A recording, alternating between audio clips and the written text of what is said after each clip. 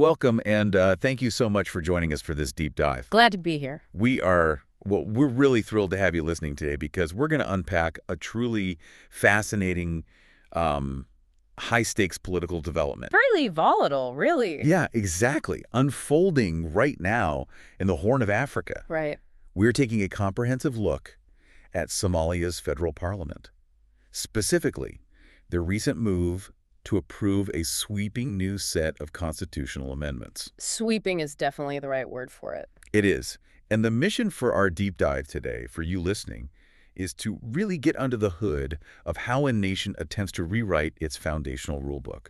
Because, as you're about to see, passing a law on a piece of paper in a parliamentary building, Right. it doesn't automatically mean that law is accepted out in the real world. No, it absolutely doesn't. And I think that's the crucial context here. In fragile political systems, the actual process of making laws, how you get people into the room, how you debate, how The you... mechanics of it. Exactly, the mechanics. That carries as much weight as the text of the laws themselves. When you're attempting to rebuild or alter the very fabric of a state, the mechanics of consensus are paramount. Consensus being the key word. Right. If a significant portion of the political establishment feels the process is fractured, well, the foundation of the resulting law is inherently fractured. Regardless of what the final document actually says. Precisely. And I want to emphasize this to you listening, whether you're deeply interested in international relations, or maybe you're a student of law, or simply fascinated by how massive groups of people manage to agree on the basic rules of the game for their society. Yeah. You're going to find this incredibly relevant. This situation serves as a profound test of a country's political fabric. It's really a masterclass in the sheer complexities of governance. Because we aren't just examining a standard legislative update here. No, not at all. We're looking at a fundamental alteration to the federal system of a nation that is still actively navigating some very deep historical divisions. The stakes for this kind of constitutional reform are, they're incredibly high. And the margins for error are razor thin. Exactly. So let's get right into the specifics of this development. The official announcement of these changes came directly from the Speaker of the House of the People. Right, Adan Mohamed Nur. Yes, who is widely known as Adan Madobi. And for those who might not be familiar with the legislative structure there, the House of the People serves as the lower chamber of Somalia's bicameral parliament. Representing the citizens directly. Right, so he officially announced that these revised constitutional provisions have formally come into effect. And looking at the parliamentary math, the numbers released show a very clear outcome. On paper, at least. On paper, right. Yeah. This is a joint parliamentary process requiring approval from both chambers.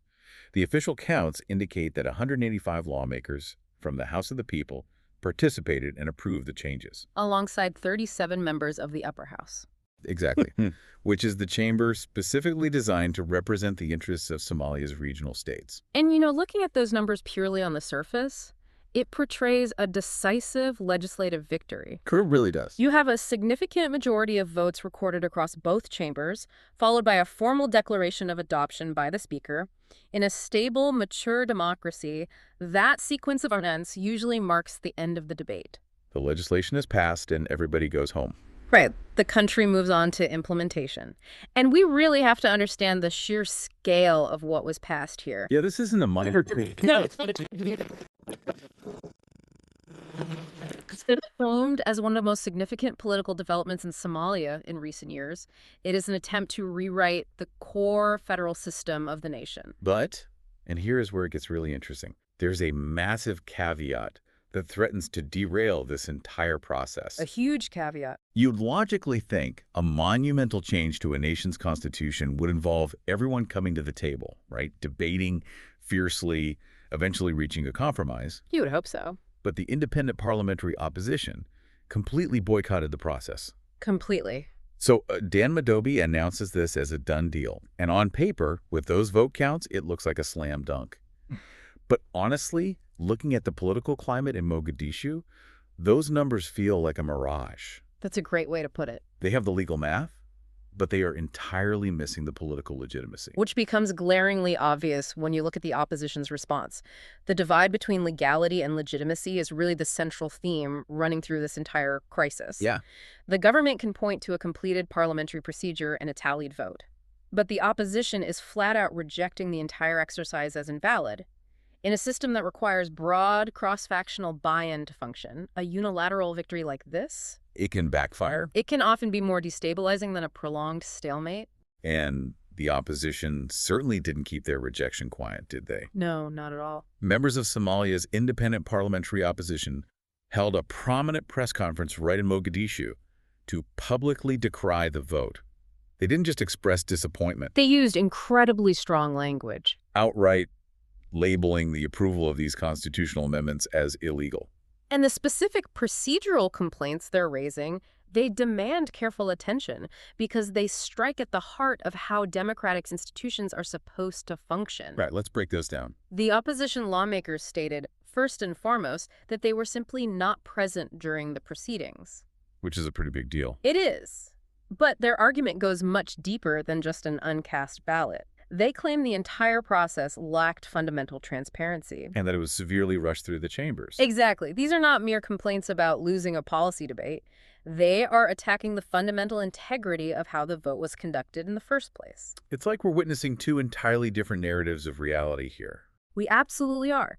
The government insists on the validity of a completed parliamentary procedure, while the opposition insists on a fundamentally flawed and therefore void process.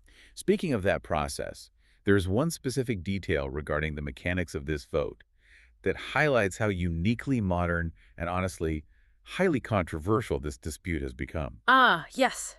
The remote voting. The Zoom parliament. The opposition alleged that some of the representatives from the federal member states actually participated in this monumental constitutional vote remotely. They were voting online. Which is wild when you think about it. Think about the implications of that for a moment. I mean, you and I have probably both been in a remote video meeting where someone forgets to mute, where the connection drops out. But you aren't really sure who else is in the room with them. Exactly. Now take the often chaotic mechanics of a virtual meeting and apply it to rewriting the foundational constitution of an entire nation. The reliance on remote voting for something of this magnitude is a remarkable detail, and it is central to the opposition's argument regarding transparency and legitimacy. How so? Well, in a fragile political environment, constitutional reform is never just an administrative hurdle to clear. It requires careful, in-person political negotiation. You need to read the room. You need a tangible, broad consensus among all the major political stakeholders. Achieving formal numerical approval through potentially controversial means like remote participation, where oversight is inherently limited, it inevitably breeds suspicion. Right. When you combine allegations of rushed processes, a lack of transparency, a complete boycott by the opposition, and the use of online voting for critical federal restructuring. It's a perfect storm. It is. This procedural dispute rapidly escalates into a full-blown crisis of legitimacy. Yeah, crisis of legitimacy. Yeah. That phrasing really captures the gravity of the situation perfectly. If the people who are supposed to be governed by these laws fundamentally reject how the laws were made, the entire system begins to wobble. Because the Constitution is ultimately only as strong as the collective belief in it. It isn't a magical document. It relies on the voluntary compliance of the political actors it governs. Changing the Constitution in an environment fraught with historical tension demands broad agreement across different political factions to ensure any kind of long-term stability. Which clearly didn't happen here. No. The fact that the opposition lawmakers were absent, combined with their immediate, highly public rejection of the outcome, signals a rapidly deepening divide within Somalia's political landscape. Which brings us to another major player in this unfolding drama, the Somali Future Council. Right. For those listening who might not be familiar, think of the Somali Future Council as this powerful coalition of political heavyweights. This group includes former leaders, seasoned politicians, highly influential figures who act as a massive political counterweight to the current administration. And they did not hold back. No, they just released a statement that poured absolute gasoline on the fire. They completely rejected the ratified amendment. Okay. But they went a step further than just criticizing the new vote. The Somali Future Council insists that the Provisional Constitution, which was adopted back in 2012, remains the one and only legitimate governing framework for the country. They are flatly refusing to recognize a single word of the newly revised document. Right. And we have to remember why that 2012 Provisional Constitution matters so much to them. Exactly. It wasn't just a placeholder document. It was a fragile peace pact. Treaty, almost. It was. It was the crucial framework that finally allowed Somalia to establish a recognized central government after decades of devastating civil war and transitional administrations. It was an incredibly delicate compromise. So when the Somali Future Council digs their heels in and says, we only recognize 2012. They aren't just being stubborn about paperwork. Right. They are clinging to that original peace treaty because they view these new amendments not as a natural evolution of the law, but as a unilateral power grab by the current administration. For over a decade, there have been intense, deeply polarized debates over how to actually finalize that 2012 document. Unilaterally declaring it amended without their consensus is seen as tearing up the foundational treaty of the modern Somali state. That context really changes how you view this entire standoff. It really does. I mean, imagine you sit down to play a really complex, high-stakes board game with a large group of friends. Okay. And half the table has just printed out a brand new set of rules, and they're enthusiastically moving their pieces, claiming they're improving the flow of the game. Right. But the other half of the table is staring at them in horror, arms crossed, refusing to look at anything but the original dog-eared 2012 rule book that came in the box. Because that was the rule book they all signed a treaty to play by. Exactly. They're essentially playing two entirely different games on the very same board. That analogy perfectly illustrates the paralysis of the situation. And obviously, the stakes here dictate the future of millions of people, not a game night. Yeah. When you have competing constitutional claims of this magnitude, the danger is extreme. A constitution is fundamentally designed to act as a unifying framework. It is supposed to be the ultimate mechanism to resolve disputes. The baseline agreement. Exactly. The baseline agreement that allows politicians to disagree on policy without burning down the state. But in this scenario, where influential, well-resourced political actors completely reject the document itself, it cannot function as a stabilizing force. It stops being the ultimate referee and becomes the very thing the players are violently fighting over. Which is the definition of a constitutional crisis. Yeah. Instead of resolving disputes, the Constitution becomes the focal point of the political conflict itself. You have different factions operating under entirely different interpretations of what is legal and who has authority. It's a recipe for disaster. It's a recipe for deep systemic instability, particularly when you look at how this impacts the regional states. So what does this all mean? People don't boycott a constitutional vote and declare a government's actions illegal just for the political optics? No, there's always more beneath the surface. Right. There are massive, unresolved tectonic plates shifting underneath this dispute. It really boils down to four deeply contested power struggles. Let's dive into these four structural fault lines, because if you understand these, you really understand the architecture of the entire conflict. I completely agree. First up, we have the highly volatile balance of power between the federal government in Mogadishu and the regional federal member states. Federalism is arguably the most explosive issue on the table. It usually is. Designing a federal system is incredibly complex, especially in a country rebuilding from internal conflict.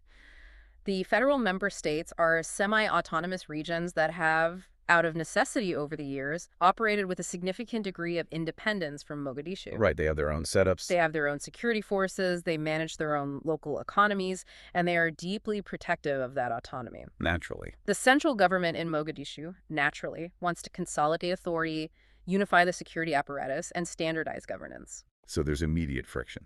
The friction over resource sharing, taxation, and security responsibilities is immense. Redrawing the constitutional lines of how power is shared between the center and the periphery without the explicit buy-in of those regional leaders, it's like lighting a match in a very dry forest. It's a classic tug-of-war. Mogadishu pulls for centralization, the regions pull for autonomy, and the Constitution is the rope. Exactly. Moving on to the second major fault line, the exact role and authority of the presidency. This centers entirely on the concentration of executive power. The debate is over whether the presidency should have sweeping authority to make unilateral decisions, direct the armed forces, and manage foreign policy without constant legislative friction. Or whether that power should be heavily checked and diluted. Right. In a post-conflict environment, the fear of power becoming too centralized in the hands of one individual or one faction is a constant source of anxiety. Because of the history. Dictatorial control is a recent, painful memory in Somalia's history. Opposition groups are inherently suspicious of any constitutional amendment that appears to strengthen the executive branch at the expense of other institutions. Fearing it could pave the way for a return to authoritarianism. Precisely. That historical trauma completely explains why the opposition is so highly sensitized to changes in executive power. Now, the third structural issue is perhaps the most fiercely contested of all. The electoral system. The design of Somalia's electoral system. We're talking about the actual mechanics of how power is achieved and transferred. The electoral system dictates who holds the keys to the country, which makes it the ultimate prize in any political negotiation. Right. For years, Somalia has relied on a complex, indirect, clan-based voting system. It's a model where traditional elders and clan representatives have significant influence in selecting parliamentary delegates, who in turn select the president. Okay. The push in these constitutional debates often revolves around moving toward a more direct universal suffrage model. A one-person, one-vote system. Yeah, right. And while universal suffrage sounds universally positive from an outside democratic perspective, in reality, transitioning from a clan-based model to a direct vote threatens to completely upend the existing power structures. Because the people currently in power rely on the old system. Exactly. Factions that derive their consolidated power from the current clan-based model are terrified of being marginalized in a new system. Changing the voting rules dictates who wins the next election, which is why the debate over this specific amendment is so incredibly fierce. It's essentially changing the rules of gravity for their entire political universe. Whoever controls the electoral design controls the future of the state. That's spot on. Finally, the fourth major unresolved issue driving this friction is the ultimate scope of parliamentary power. Which is the necessary counterbalance to the presidency we discussed earlier. Right. It's about the legislature's ability to effectively hold the executive branch accountable. How much oversight does Parliament truly have over the budget, over ministerial appointments, over national security decisions? That check and balance. If the constitutional amendments weaken Parliament's ability to act as a check on the president, or if they alter how Parliament is dissolved or formed, it drastically shifts the balance of power.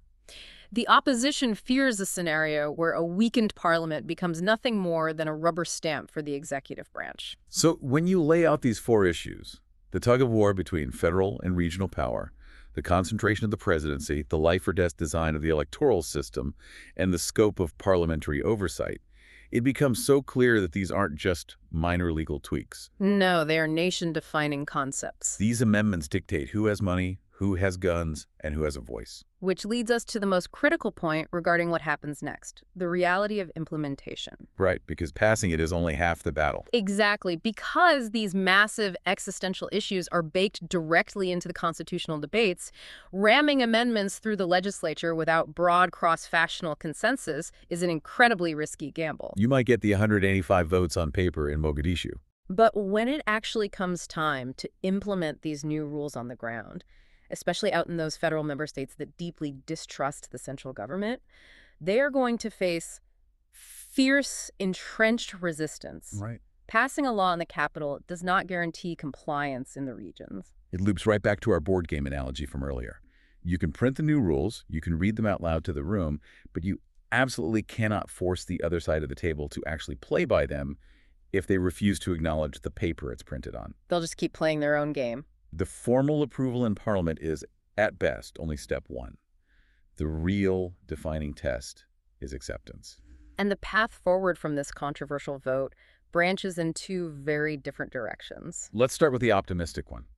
On the optimistic side, if the government can somehow manage to pivot from this unilateral vote and embark on a massive campaign to build political consensus, if they can bring the alienated opposition and the skeptical regional leaders back to the negotiating table and secure their buy-in, these amendments could potentially succeed. That would be a huge win. It would. If a shared framework is eventually agreed upon, clarifying these governance structures could genuinely strengthen the state institutions and provide a much-needed roadmap for stability. But the darker alternative is staring them right in the face. It is. If these divisions continue to deepen, if the opposition remains entirely alienated, and if groups like the Somali Future Council continue to operate solely under the 2012 Constitution, Somalia faces the very real threat of increased political fragmentation. And the timing couldn't possibly be worse. No. This profound political crisis at the highest levels of government is occurring right at a time when the country is already grappling with massive existential security and economic challenges on the ground. The convergence of a constitutional crisis with ongoing security threats creates a highly vulnerable environment. The ultimate takeaway from observing this process is that the success of constitutional reform cannot be measured by the math in the parliamentary chamber. It's about more than numbers. Getting the requisite votes is a legal necessity, but the true, lasting measure of success is whether the resulting document can actually unify Somalia's varied, historically divided political actors around a shared, universally accepted framework for governance. Without that shared acceptance, the document is just ink on paper. Just ink on paper. It is a phenomenal, sobering look at how delicate the machinery of a nation truly is, and how easily it can seize up when trust breaks down.